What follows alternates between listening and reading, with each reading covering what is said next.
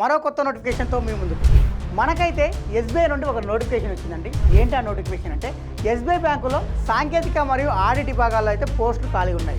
ఏ పోస్టులు ఖాళీ ఉన్నాయి, ఏ పోస్టులు ఖాళీ ఉన్నాయంటే అసిస్టెంట్ వైస్ ప్రెసిడెంట్ పోస్టులు ఖాళీ ఉన్నాయి, డిప్యూటీ మేనేజర్ పోస్టులు ఖాళీ ఉన్నాయి. మరి ఈ అసిస్టెంట్ వైస్ ప్రెసిడెంట్ పోస్టు మరియు డిప్యూటీ మేనేజర్ పోస్టుకు సంబంధించి మొత్తం ఎన్ని ఖాళీలు ఉన్నాయి, ఈ ఖాళీలకు సంబంధించి అప్లికేషన్ ఎప్పటి నుంచి ప్రారంభమవుతుంది, ఏది వాళ్ళ అర్హులు, ఫీజు ఎంత ఉంటుంది, ఎగ్జామ్ ఉంటుందా ఉండదా, ఎంపిక ఎలా జరుగుతుంది, దీనికి సంబంధించిన పూర్తి సమాచారాన్ని అయితే మనం వీడియోలో తెలుసుకుందాం. Hi hello welcome to T1 academy. నేను వి ఆజాద్.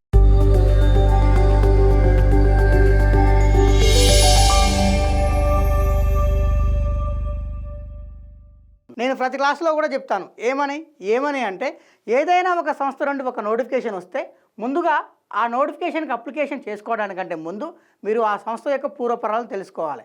ఆ సంస్థ యొక్క పూర్వపరాలను తెలుసుకున్న తర్వాతనే మీరైతే ఆ నోటిఫికేషన్కు అప్లికేషన్ చేసుకోవాలి. మరి ఇప్పుడు ఈ నోటిఫికేషన్ ఏ సంస్థ నుండి వచ్చింది? ఏ సంస్థ నుండి వచ్చిందంటే ఎస్బీఐ నుండి వచ్చింది. మరి ఈ ఎస్బీఐ యొక్క మూలాలు మన భారతదేశంలో ఎప్పటి నుంచి ఉన్నాయంటే 1806 నుంచి ఉన్నాయి.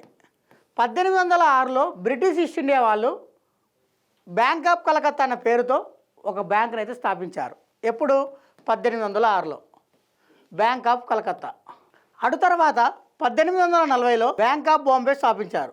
Bank of Bombay. అటు తర్వాత 1843లో బ్యాంక్ ఆఫ్ మద్రాస్. అంటే మన భారతదేశంలో 3 ప్రెసిడెంట్స్ బ్యాంకులు స్థాపించారు. ఏంటి అంటే 1 bank of Calcutta, 2 bank of Bombay, 3 bank of Madras. ఈ 3 బ్యాంకులను కూడా ప్రెసిడెంట్స్ బ్యాంకులు అంటారు. మరి ఈ 3 ప్రెసిడెంట్ బ్యాంకులను కలిపి 1921లో ఇంపీరియల్ బ్యాంక్ ఆఫ్ ఇండియాగా మార్చారు. మరి 1921లో ఇంపీరియల్ బ్యాంక్ ఆఫ్ ఇండియాగా ఉన్న ఈ ఎస్బీఐ బ్యాంకు మరి ఎస్బీఐ బ్యాంకుగా ఎప్పుడు అవతరించిందంటే 1955 జూలై 1వ తారీఖు నాడు అవతరించింది. 1955 జూలై 1వ తారీఖు నాడు అవతరించింది. నోటిఫికేషన్ విషయానికి వచ్చేసరికి 3 రకాల పోస్టులు చెప్పుకున్నాం కదా. ఈ 3 రకాల పోస్టులకు సంబంధించి అప్లికేషన్ ఎప్పటి నుంచి ప్రారంభమవుతుందంటే అప్లికేషన్ ప్రారంభ డేట్ వచ్చేసి ఫిబ్రవరి 23వ తారీఖు 2026 నుండి ప్రారంభమై మార్చి 15, 2026 వరకు అయితే ముగుస్తుంది. మరి ఈ 3 రకాల పోస్టులకు సంబంధించి మొత్తం ఎన్ని ఖాళీలు ఉన్నాయంటే 116 ఖాళీలు ఉన్నాయి. మొత్తం 3 రకాల పోస్టులను చెప్పుకున్నాం. ఈ 3 రకాల పోస్టులను కూడా రెగ్యులర్ బేసిస్లోను మరియు కాంట్రాక్ట్ బేసిస్లోను ఫిలప్ చేయడం అయితే జరుగుతుంది. మరి ఏ పోస్టును ఏ పద్ధతిలో భర్తీ చేస్తున్నారంటే అసిస్టెంట్ వైస్ ప్రెసిడెంట్ అనే పోస్ట్ ఉంది. ఏ విభాగంలో ఖాళీగా ఉంది అంటే ఐఏఎస్ ఆడిట్ అనే విభాగంలో అసిస్టెంట్ వైస్ ప్రెసిడెంట్ అనే పోస్ట్ అయితే ఖాళీగా ఉన్నాయి. మరి ఈ అసిస్టెంట్ వైస్ ప్రెసిడెంట్ పోస్ట్లో ఎన్ని ఖాళీలు ఉన్నాయంటే మొత్తం వచ్చేసి 12 ఖాళీలు ఉన్నాయి. మరి ఈ 12 ఖాళీలను రెగ్యులర్ పద్ధతిని నింపుతున్నారా లేకపోతే కాంట్రాక్ట్ పద్ధతిని నింపుతున్నారా అంటే కాంట్రాక్ట్ పద్ధతినే నింపుతున్నారు. ఇవైతే రెగ్యులర్ పోస్టులు కావు, కాంట్రాక్ట్ పద్ధతిని నింపుతున్నారు. ఇదే post assistant vice president post. అంటే అసిస్టెంట్ వైస్ ప్రెసిడెంట్ పోస్టులు కాంట్రాక్ట్ పద్ధతిలో భర్తీ చేస్తున్నారు. మొత్తం వచ్చేసి 12 ఖాళీలు అయితే ఉన్నాయి. అందులో రెగ్యులర్లో అయితేనేమో 6 ఉన్నాయి, బ్యాక్లాగ్లో అయితేనేమో 6 ఉన్నాయి.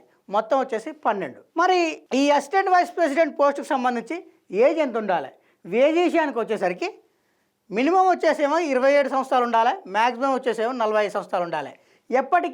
ఎప్పటికీ అంటే జనవరి 31, 2026 నాటికి కనీసంగా 27 సంవత్సరాల నుండి గరిష్టంగా 45 సంవత్సరాల మధ్యలో ఎవరైతే ఉంటారో వాళ్ళందరూ కూడా ఈ అసిస్టెంట్ వైస్ ప్రెసిడెంట్ అనే పోస్ట్కి అయితే అప్లికేషన్ చేసుకోవచ్చు. మరి ఈ పోస్టుకు సంబంధించి ఎక్కడ ఉద్యోగం వచ్చే అవకాశాలు ఉన్నాయంటే ముంబై కావచ్చు, హైదరాబాద్ కావచ్చు.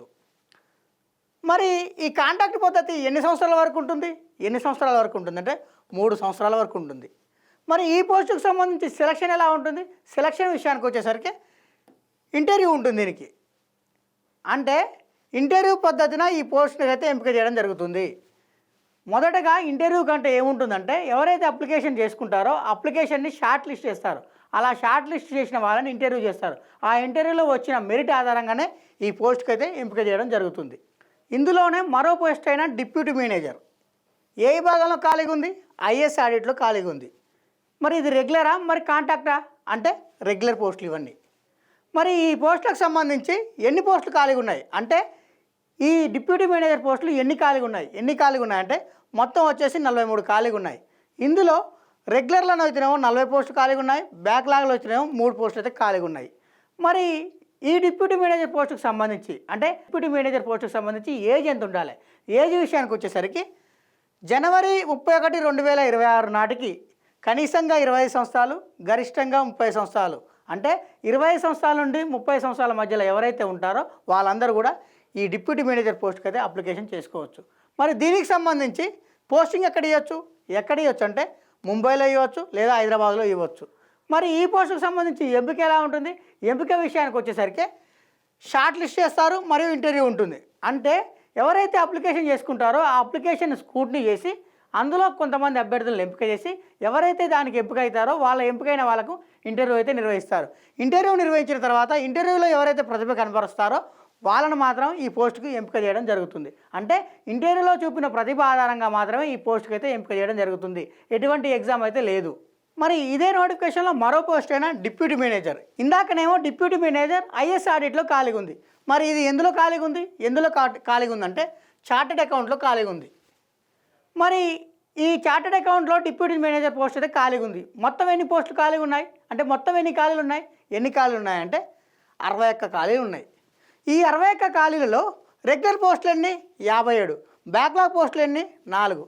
మరి ఇవి కాంట్రాక్ట్ పద్ధతిలో ఫిలప్ చేస్తురా? వీటిని రెగ్యులర్ పద్ధతిలో ఫిలప్ చేస్తురా అంటే రెగ్యులర్ పద్ధతిలోనే ఫిలప్ చేస్తారు. కేవలం అసిస్టెంట్ వైస్ ప్రెసిడెంట్ పోస్టర్ మాత్రమే ఒప్పంద ప్రాతిపదికన ఫిలప్ చేయడం జరుగుతుంది. మిగతా 2 పోస్టులు కూడా రెగ్యులర్ పోస్టులే.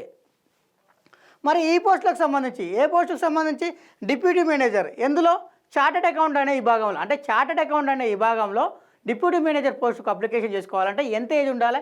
ఎంత ఏజ్ ఉండాలంటే జనవరి 31, 2026 నాటికి కనీసంగా 21 సంవత్సరాలు, గరిష్టంగా 30 సంవత్సరాలు.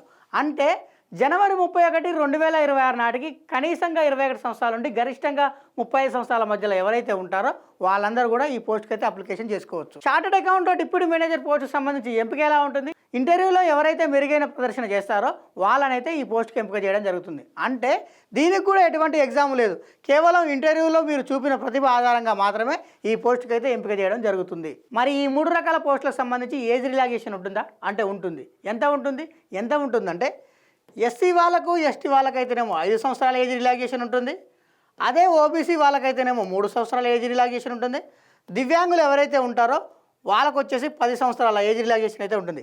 ఈ 3 రకాల పోస్టులకు సంబంధించి ఏజ్ విషయంలో ఒక్కొక్క పోస్టుకు ఒక్కొక్క రకమైన ఏజ్ అయితే ఉన్నది. అదేవిధంగా ఎడ్యుకేషన్ క్వాలిఫికేషన్ విషయంలో కూడా ఈ 3 రకాల పోస్టులకు సంబంధించి ఒక్కొక్క పోస్టుకు ఒక్కొక్క రకమైన ఎడ్యుకేషన్ క్వాలిఫికేషన్ అయితే కావాలి. అసిస్టెంట్ వైస్ ప్రెసిడెంట్ పోస్టుకు సంబంధించి ఏ ఎడ్యుకేషన్ క్వాలిఫికేషన్ కావాలో చూద్దాం. ఎవరైతే అసిస్టెంట్ వైస్ ప్రెసిడెంట్ పోస్ట్కి అప్లికేషన్ చేసుకోవాలనుకుంటారో వాళ్ళకు వచ్చేసి కంప్యూటర్ సైన్స్ ఒక సబ్జెక్టుగా కానీ, సాఫ్ట్వేర్ ఇంజనీరింగ్ ఒక సబ్జెక్టుగా కానీ, ఐటీ ఒక సబ్జెక్టుగా కానీ, ఎలక్ట్రానిక్స్ ఒక సబ్జెక్టుగా కానీ ఉండి బీఎస్సీ కానీ, బీఈ కానీ, బీటెక్ కానీ ఎవరైతే క్వాలిఫై అవుతారో వాళ్ళందరూ కూడా ఈ పోస్ట్కి అయితే అప్లికేషన్ చేసుకోవచ్చు. లేదా బీసీఏ కానీ, ఎంసీఏ కానీ ఎవరైతే చేసి ఉంటారో వాళ్ళు కూడా ఈ పోస్ట్కి అయితే అప్లికేషన్ చేసుకోవచ్చు. లేదా ఎంటెక్ కానీ, ఎంఎస్సీ కానీ ఎందులో కంప్యూటర్ సైన్స్లో కానీ, సాఫ్ట్వేర్ ఇంజనీరింగ్లో కానీ, ఐటీలో కానీ, ఎలక్ట్రానిక్స్లో కానీ ఎంటెక్ కానీ, ఎంఎస్సీ కానీ ఎవరైతే చేసి ఉంటారో వాళ్ళందరూ కూడా ఈ పోస్ట్కి అయితే అప్లికేషన్ చేసుకోవచ్చు. కేవలం పాస్ అయితే సరిపోదండి. ఇందులో 50% మార్కులతో పాస్ కావాలి, ఇందులో కూడా 50% మార్కులతో పాస్ కావాలి. అంటే అసిస్టెంట్ వైస్ ప్రెసిడెంట్ పోస్ట్కి అప్లికేషన్ చేసుకోవాలంటే 50% మార్కులతో, అంటే ఏదైనా గుర్తింపు పొందిన యూనివర్సిటీ నుండి 50% మార్కులతో బీఎస్సీ కానీ, బీఈ కానీ, బీటెక్ కానీ, కంప్యూటర్ సైన్స్ ఒక సబ్జెక్టుగా కానీ, సాఫ్ట్వేర్ ఇంజనీరింగ్ ఒక సబ్జెక్టుగా కానీ, ఐటీ ఒక సబ్జెక్టుగా కానీ, ఎలక్ట్రానిక్స్ ఒక సబ్జెక్ట్ కానీ ఉండి 50% మార్కులతో ఎవరైతే పాస్ అవుతారో వాళ్ళందరూ కూడా ఈ పోస్ట్కి అయితే అప్లికేషన్ చేసుకోవచ్చు. లేదా బీసీఏ కానీ, ఎంసీఏ కానీ ఎవరైతే క్వాలిఫై అవుతారో వాళ్ళు కూడా చేసుకోవచ్చు. లేదా ఎంటెక్ కానీ, ఎంఎస్సీ కానీ ఎందులో కంప్యూటర్ సైన్స్లో కానీ, సాఫ్ట్వేర్ ఇంజనీరింగ్లో కానీ, ఐటీలో కానీ, ఎలక్ట్రానిక్స్లో కానీ ఎవరైతే ఎంటెక్ కానీ, ఎంఎస్సీ కానీ 50% మార్కులతో క్వాలిఫై అవుతారో వాళ్ళు కూడా ఈ పోస్ట్కి అయితే ఎలిజిబుల్. ఏ పోస్టుకు? అసిస్టెంట్ వైస్ ప్రెసిడెంట్ అనే పోస్టుకు. మరి ఈ అసిస్టెంట్ వైస్ ప్రెసిడెంట్ సంబంధించి ఎడ్యుకేషన్ క్వాలిఫికేషన్ అయితే చూసాం. మరి ఈ అసిస్టెంట్ వైస్ ప్రెసిడెంట్ పోస్టుకు సంబంధించి ఎక్స్పీరియన్స్ ఏమైనా కావాలా అంటే కావాలి. ఎంత కావాలంటే కనీసం 6 సంవత్సరాల అనుభవం కావాలి. ఎందులో అంటే బిఎఫ్ఎస్ఐలో కానీ, ఐటీలో కానీ, ఇన్ఫర్మేషన్ సెక్యూరిటీ కన్సల్టెన్సీలో కానీ 6 సంవత్సరాల అనుభవం అయితే కనీసం ఉండాలి. ఈ 6 సంవత్సరాల అనుభవంలో కనీసం 3 సంవత్సరాలు ఐఏఎస్ ఆడిట్లో కానీ, సైబర్ సెక్యూరిటీ ఆడిట్లో కానీ, ఇన్ఫర్మేషన్ సెక్యూరిటీ కన్సల్టెన్సీలో కానీ పనిచేసిన అనుభవం అయితే ఖచ్చితంగా ఉండాలి. అంటే అనుభవం విషయానికి వచ్చేసరికి మొత్తం ఓవరాల్గా కనీసం అయితే 6 సంవత్సరాలు ఉండాలి. ఈ 6 సంవత్సరాల్లో 3 సంవత్సరాలు ఖచ్చితంగా ఐఏఎస్ ఆడిట్లో కానీ, సైబర్ సెక్యూరిటీ ఆడిట్లో కానీ, ఇన్ఫర్మేషన్ సెక్యూరిటీ కన్సల్టెన్సీలో కానీ పనిచేసి అయితే ఖచ్చితంగా ఉండాలి. ఒకవేళ ఒక వ్యక్తికి 2 సంవత్సరాల అనుభవం ఉన్నది, ఎందులో సైబర్ సెక్యూరిటీలో 2 సంవత్సరాల అనుభవం ఉన్నది, మరి ఇప్పుడు ఈయన ఈ పోస్ట్కి ఎలిజిబులా అంటే కాదు. ఎందుకు కాదంటే ఖచ్చితంగా 3 సంవత్సరాల అనుభవం అయితే ఉండాలి. ఆయనకున్న 6 సంవత్సరాల అనుభవంలో 3 సంవత్సరాల అనుభవం ఈ సైబర్ సెక్యూరిటీ అనే దాంట్లో ఖచ్చితంగా ఉండాలి. అలా ఉంటేనే ఆ పోస్ట్కి అయితే ఎలిజిబుల్. ఒకవేళ 3 సంవత్సరాల కంటే తక్కువ ఉంటే మాత్రం ఎలిజిబుల్ కాదు. మరి మరో పోస్ట్ అయినా డిప్యూటీ మేనేజర్ పోస్ట్కి అప్లికేషన్ చేసుకోవాలంటే ఎటువంటి ఎడ్యుకేషన్ క్వాలిఫికేషన్ కావాలంటే కంప్యూటర్ సైన్స్ ఒక సబ్జెక్టుగా కానీ, సాఫ్ట్వేర్ ఇంజనీరింగ్ ఒక సబ్జెక్టుగా కానీ, ఐటీ ఒక సబ్జెక్టుగా కానీ, ఎలక్ట్రానిక్స్ ఒక సబ్జెక్టు కానీ ఉండి ఎవరైతే బీఎస్సీ లేదా బీఈ లేదా బీటెక్ క్వాలిఫై అవుతారో వాళ్ళందరూ కూడా ఈ పోస్ట్కి అయితే అప్లికేషన్ చేసుకోవాలి. అది కూడా ఎలా? 50% మార్కులతో. అంటే ఏదైనా గుర్తింపు పొందిన యూనివర్సిటీ నుండి 50% మార్కులతో బీఈ కానీ, బీఎస్సీ కానీ, బీటెక్ కానీ ఎవరైతే క్వాలిఫై అవుతారో వాళ్ళందరూ కూడా ఈ డిప్యూటీ మేనేజర్ పోస్ట్కి అయితే ఎలిజిబుల్. లేదా బీసీఏ కానీ, ఎంసీఏ కానీ ఎవరైతే చేస్తారో వాళ్ళు కూడా ఈ పోస్ట్కి ఎలిజిబుల్. లేదా ఎంటెక్ కానీ, ఎంఎస్సీ కానీ చేసి ఉండాలి. ఎందులో? కంప్యూటర్ సైన్స్లో కానీ, సాఫ్ట్వేర్ ఇంజనీరింగ్లో కానీ, ఐటీలో కానీ, ఎలక్ట్రానిక్స్లో కానీ ఎంటెక్ కానీ, ఎంఎస్సీ కానీ ఎవరైతే చేసి ఉంటారో వాళ్ళు కూడా ఈ డిప్యూటీ మేనేజర్ పోస్ట్కి అయితే ఎలిజిబుల్. ఏ విభాగంలో? ఆడిట్ విభాగంలో. మరి ఈ ఆడిట్ విభాగంలో డిప్యూటీ మేనేజర్ పోస్ట్కి సంబంధించి ఎక్స్పీరియన్స్ ఏమన్నా కావాలా అంటే కావాలి. ఎన్ని సంవత్సరాలు కావాలంటే 3 సంవత్సరాల ఎక్స్పీరియన్స్ అయితే కావాలి. ఎందులో అంటే బిఎఫ్ఎస్ఐ లేదా ఐటీ లేదా ఇన్ఫర్మేషన్ సెక్యూరిటీ కన్సల్టెన్సీలో 3 సంవత్సరాల అనుభవం అయితే కావాలి. ఇక్కడ బిఎఫ్ఎస్ఐ అంటే ఏంది అసలు? బిఎఫ్ఎస్ఐ అంటే ఏం లేదండి, ఎస్బీఐ కావచ్చు, హెచ్డిఎఫ్సి కావచ్చు, ముతూట్ ఫైనాన్స్ కావచ్చు, ఎల్ఐసి కావచ్చు. అంటే ఈ విధంగా ఎల్ఐసిలో కానీ, ముతూట్ ఫైనాన్స్లో కానీ, ఎస్బీఐలో కానీ, హెచ్డిఎఫ్సిలో కానీ ఎవరికైతే 3 సంవత్సరాల అనుభవం ఉంటుందో వాళ్ళందరూ కూడా ఈ పోస్ట్కి అయితే ఎలిజిబుల్. ఈ 3 సంవత్సరాల అనుభవంలో కూడా 2 సంవత్సరాల అనుభవం ఎందులో ఉండాలంటే ఐఎస్ ఆడిట్లో కానీ, సైబర్ సెక్యూరిటీ ఆడిట్లో కానీ, ఇన్ఫర్మేషన్ సెక్యూరిటీ కన్సల్టెన్సీలో కానీ 2 సంవత్సరాల అనుభవం అయితే ఉండాలి. అంటే ఇప్పుడు ఉదాహరణకి ఎస్బీఐ బ్యాంకులో పనిచేసింది అనుకుందాం, లేదా ఎల్ఐసిలో పనిచేసింది అనుకుందాం. ఎల్ఐసిలో ఏ విభాగంలో పనిచేసి ఉండాలి అయినా? ఏ విభాగంలో పనిచేసి ఉండాలంటే ఐఎస్ ఆడిట్ విభాగంలో కానీ, లేదా సైబర్ సెక్యూరిటీ ఆడిట్ విభాగంలో కానీ, లేదా ఇన్ఫర్మేషన్ సెక్యూరిటీ కన్సల్టెన్సీ విభాగంలో కానీ 2 సంవత్సరాల అనుభవం అయితే ఖచ్చితంగా ఉండాలి. ఆ విభాగాల్లో 2 సంవత్సరాల అనుభవం ఎవరికైతే ఉంటుందో వాళ్ళు ఈ పోస్ట్కి అయితే ఎలిజిబుల్. మొత్తం 3 సంవత్సరాలు. ఆ 3 సంవత్సరాల్లో కనీసం 2 సంవత్సరాలు ఈ విభాగంలో పనిచేసి ఉండాలి. మిగతా 1 సంవత్సరం నువ్వు ఏ విభాగంలో పనిచేయి, కానీ 2 సంవత్సరాలు మాత్రం ఈ విభాగంలో ఖచ్చితంగా పనిచేసి ఉంటే వాళ్ళు మాత్రమే ఎలిజిబుల్. ఒకవేళ ఈ సైబర్ సెక్యూరిటీ ఆడిట్ విభాగంలో 1 సంవత్సరమే పనిచేసిండు, మరి ఈయన ఎలిజిబుల్ కాదా అంటే ఖచ్చితంగా కాదు. ఎందుకు కాదంటే ఇక్కడ పేర్కొన్నాడు ఏమని, మీకు 3 సంవత్సరాల అనుభవం అయితే ఉండాలి, కానీ ఆ 3 సంవత్సరాల అనుభవంలో సైబర్ సెక్యూరిటీ ఆడిట్లో మాత్రం ఖచ్చితంగా 2 సంవత్సరాలు ఉండాలి, మిగతా 1 సంవత్సరం మీకు ఎక్కడున్నా పర్లేదు అని చెప్పేసి ఈ నోటిఫికేషన్లో అయితే క్లియర్గా పేర్కొనడం జరిగింది. ఇదే నోటిఫికేషన్లో మరో పోస్ట్ అయినా డిప్యూటీ మేనేజర్ ఏ విభాగంలో ఖాళీగా ఉంది అంటే చార్టర్డ్ అకౌంట్ విభాగంలో అయితే ఖాళీగా ఉంది. మరి ఈ చార్టర్డ్ అకౌంట్ విభాగంలో డిప్యూటీ మేనేజర్ పోస్ట్కి సంబంధించి ఎడ్యుకేషనల్ క్వాలిఫికేషన్ ఏంటి అంటే ఏ ఎడ్యుకేషన్ క్వాలిఫికేషన్ ఉంటే ఈ పోస్ట్కి అయితే అప్లికేషన్ చేసుకోవచ్చు. ఏ ఎడ్యుకేషన్ క్వాలిఫికేషన్ కావాలంటే ఎవరైతే చార్టర్డ్ అకౌంట్ పాస్ అవుతారో వాళ్ళందరూ కూడా ఈ డిప్యూటీ మేనేజర్ పోస్ట్కి అయితే అప్లికేషన్ చేసుకోవచ్చు.